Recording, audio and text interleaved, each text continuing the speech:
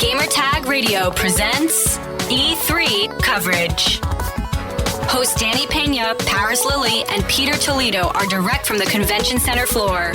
Get daily interview, roundtable discussion, all the latest gaming coverage, developer interviews, the latest news from the crew. A Gamertag Radio exclusive. E3 is one of the biggest events for Gamertag Radio, and you don't want to miss this. E3 coverage starts now.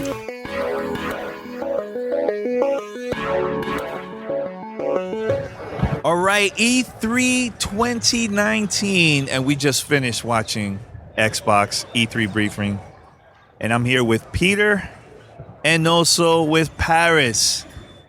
Who would like to start first with their reaction? Because I have a lot of things to say. I don't know where to start. Microsoft came out the box punching, wildly controlled. I really don't know what to say other than congrats to everybody at the Microsoft Xbox team for an amazing press conference. And I'm not trying to say that just because we just came out of it and it's all excitement, but they truly owned the news cycle, and they're taking advantage of the fact that Sony is not here. Yeah. And swinging for the fences. You know what I mean? Like, with all of those announcements, obviously we saw, I know you were happy, Battletoads. You're a fan of your Phantasy Star Online 2 thing. That blew up for you guys. Yes. The announcement of Double Fine and Tim Schafer joining. Huge. That's pretty big. I know I had mentioned Psychonauts being, something that would be announced. You're going to watch it this week too, right? Psychonauts, we have an appointment to watch that. Yes. I can't wait for that. There were a couple of things. Xbox having the Xbox Ultimate Game Pass thing being not just for console, not just for PC, but also include Xbox Live. I know the three of us were talking about this offline. This was Paris's little mini prediction before we walked into the show. Mm-hmm. That's for $15. That's a huge deal. That's a phenomenal deal. Yes. I'm sorry, but like everything really blurred out after Cyberpunk and Keanu Reeves coming out onto stage. Yes. That I was just like, that's it. Like everything literally faded to like a blur until Halo came out after that. I mean, hey, you know what? Well, you know what it is, Pete? I think that this press conference compared to like the previous Xbox press conferences is that this one there was something for everyone. You're a fan of Gears? Here it is, Gears. You're into indie games? Here it is. Are you into the classics like Phantasy Star Online? Check this out, announcement. We're bringing it to a console for the first time in years. Free to play, cross-play. Yo, when they mentioned Phantasy Star Online, dude, I was shaking. I was screaming. I think I was the only one in that little area that we were screaming. But I was super, super happy. Everybody was hitting me up about that. But let's talk about Project Cloud or the next gen console. Project Scarlet, NextCloud. Yes. The hardware specs for me, I think they were pretty impressive.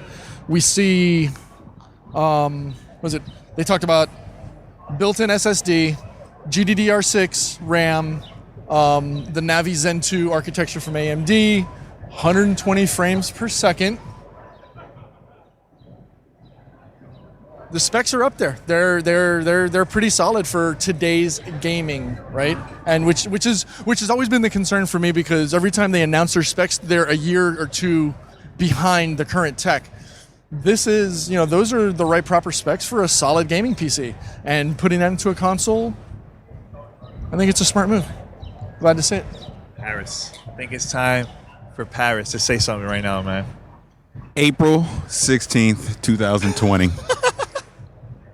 Is a day that I will not be at work. It's a it holiday. Is a day that I will be at home with my newly built gaming PC. Halo Infinite. Let's do it.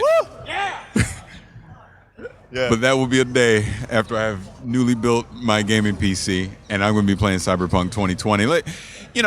It wasn't. They didn't show us a lot in the grand scheme. I mean, we got to see a little. You could tell the graphics got an upgrade. For what they're going to do. You can see the storyline that they're going down with V, and just everything that was radically different than what we saw from the demo last year behind closed doors. Yeah. And then obviously Keanu Reeves is in the game. I think that was a big get for them, and the fact to have him out there on stage, I think everybody in the crowd was starstruck at that point when he did that. But the fact that we now know we're getting it in spring 2020, we're getting it in April 2020, we can set our expectations accordingly. I got an email. The pre-orders are up now. You can pre-order the collector's edition, all that stuff. Let's go do it. So obviously I'm super excited for Cyberpunk. But on Xbox specifically, what impressed me the most was Game Pass. And we'd been talking about this the past few weeks. We knew the PC stuff was coming. We're curious about the pricing and everything. But ultimately, pun intended, I guess, Xbox Game Pass Ultimate at $15 a month, when you really look at it, the library that you're going to get on the Xbox side, the library that you're going to get on the PC side, gold is thrown in. It's a great freaking value. I mean, each one is $10 a piece standalone.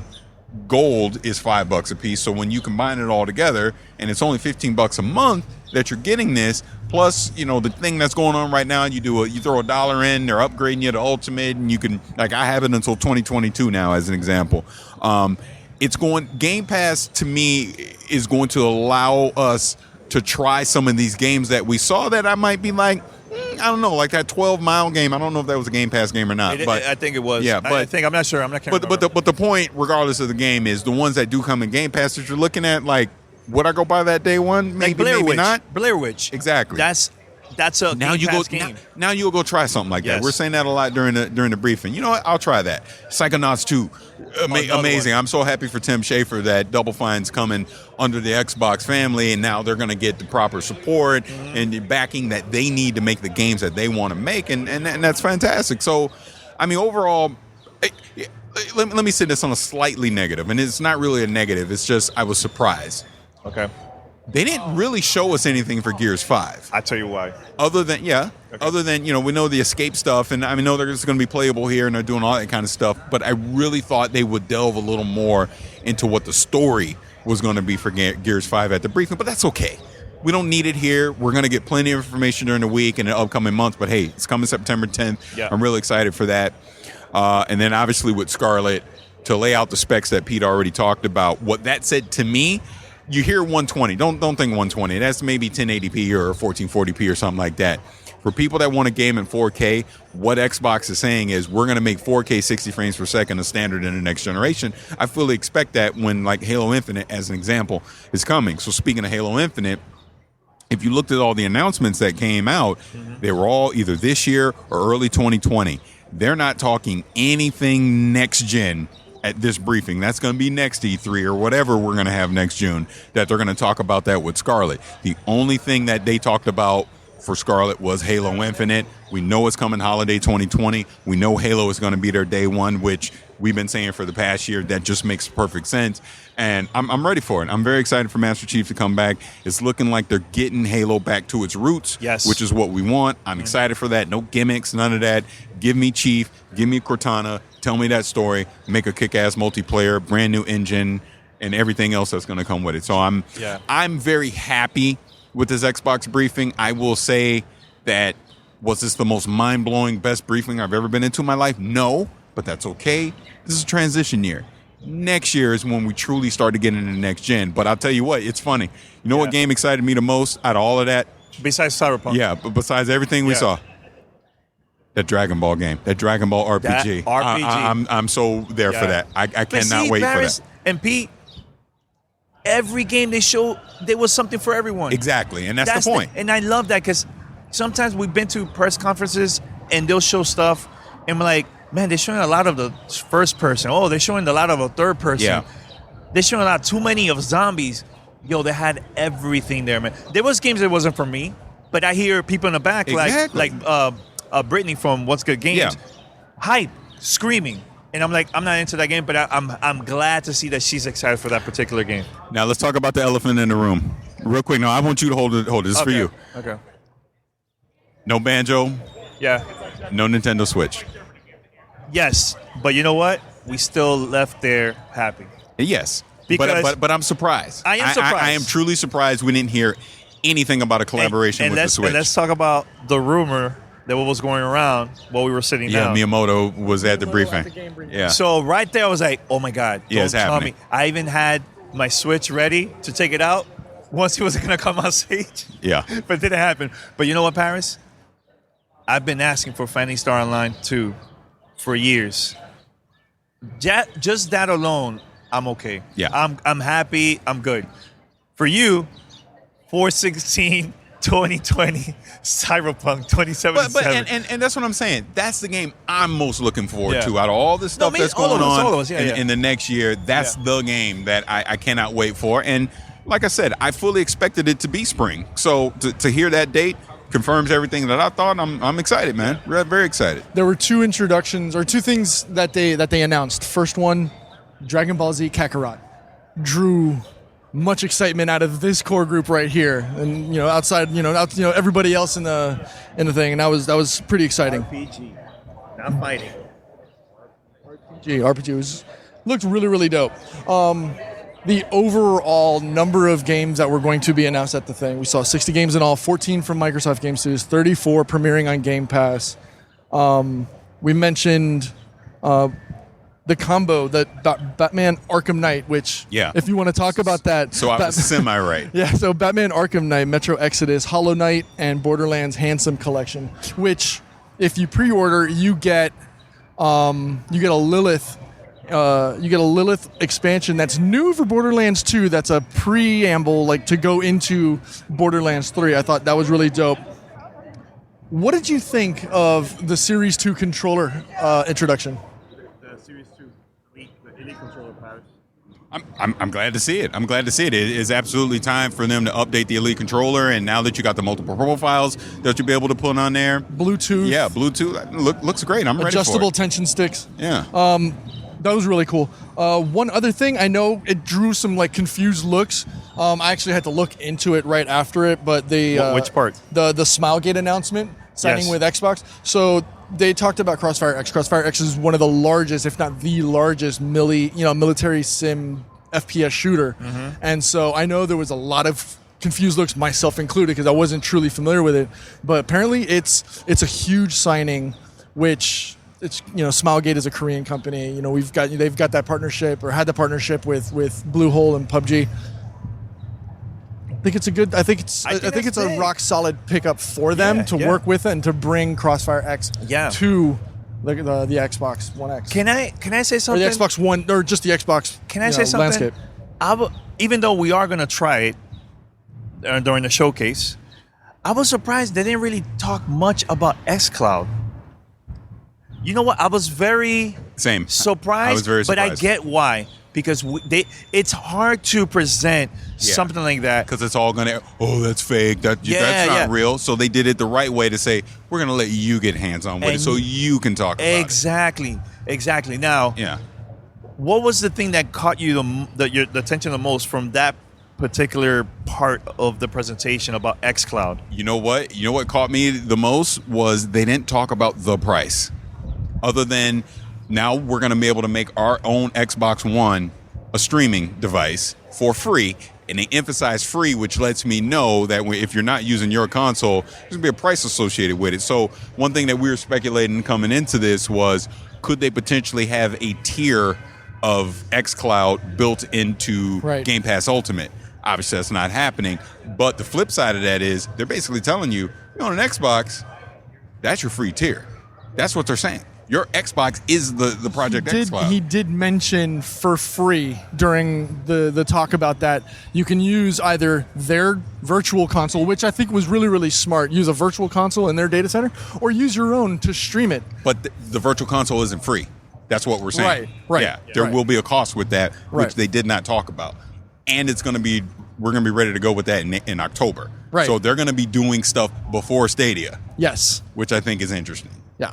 So wait, Stadia is November. Yes. So why do you think they didn't mention the price just yet? Because I think they're going to make sure that they come in under Stadia. There's no way they're going to have a value that's not as on par with or better than Stadia. It just doesn't make sense. Now that Stadia is announced, we're doing $10 a month if you want 4K, all that, blah, blah, blah, with limited games, they got to top that. Yeah. They have to. And you'll notice that it's not the same Game Pass catalog for PC that's going to be available for console. It's 2 different catalogs. Yeah, we knew that already. Right. But remember, first-party Xbox Game Studios doesn't matter. It doesn't matter. This is only third-party. Right, all third-party is going to be different. specially curated. The other thing that I noticed was you noticed a lot of Azure AI marketing, of course, on a lot of the things, and that's, I think, going to be the big Ali and Frazier fight, for the cloud. Is it going to be Azure or is it going to be AWS? All right, I have a question for both of you guys because you guys are more into specs. Were you surprised that Microsoft talked about the next gen console, like the specs? No.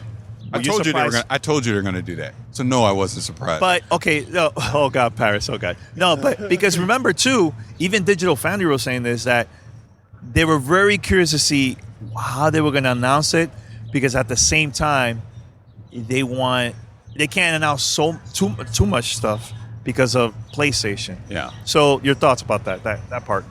I don't think it was. I think they had to. They didn't want to come in under. They didn't want to come in, saying, with light information or not enough information to satiate the gamers that are people that are here. 4 times more powerful than the Xbox One X. That goes to show how much time and effort and work they're putting into this thing. So, again, kudos to the Microsoft team. Excited to see more with regards to Scarlett. I'm still super curious about xCloud. I need to know more. I want to know more, and I think as we get closer to them releasing, price, etc., we'll start to get more information. If anything, that is the only disappointment for this press conference, was not seeing more information on that. You know what game we haven't really talked about that's also going to be available for Game Pass? Blair Witch. That game looks phenomenal. It got my attention big time.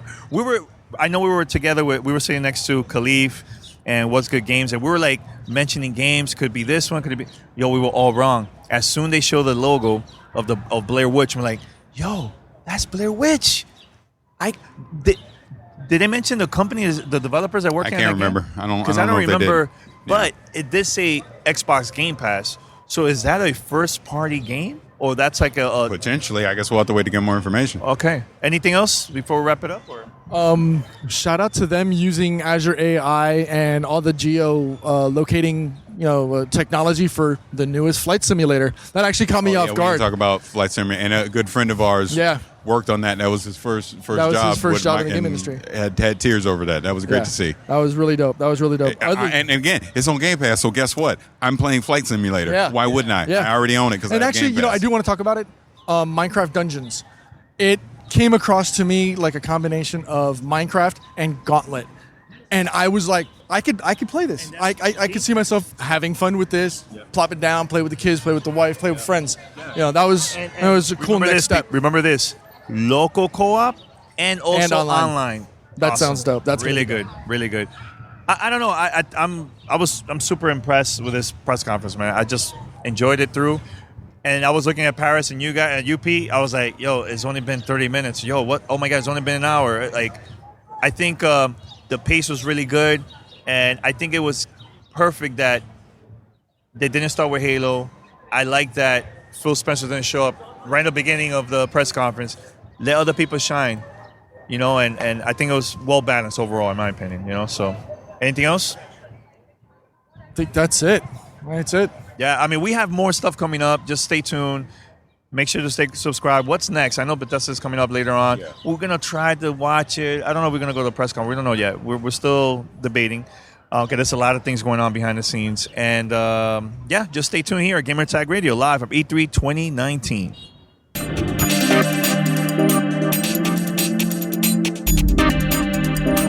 Thanks for listening to Gamertag Radio. Be sure to like us on Facebook and follow us on Twitter.